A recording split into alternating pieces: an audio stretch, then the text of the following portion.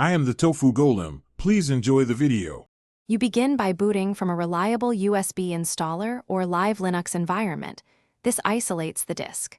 Once booted, make a quick backup of the partition table so you can restore if needed. Use gdisk or sgdisk for GPT, DD for legacy MBR. Next, unmount the problem partition and turn off fast boot and secure boot in firmware. That prevents OS locks. These steps let you act safely and prevent accidental data loss while you proceed with repair. You now diagnose the drive health and partition integrity. Run SmartDL to read smart data, and if suspicious, run a non-destructive bad block scan. This explains whether hardware issues block formatting.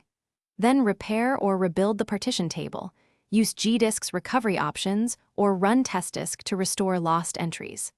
Once the table is fixed and the device is error-free, format the partition with the right file system and options. Choosing correct MKFS flags prevents unsupported features. You finish by mounting the new file system and verifying read/write capability.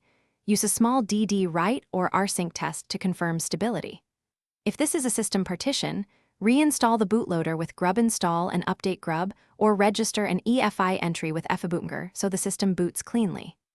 If formatting still fails, check physical causes.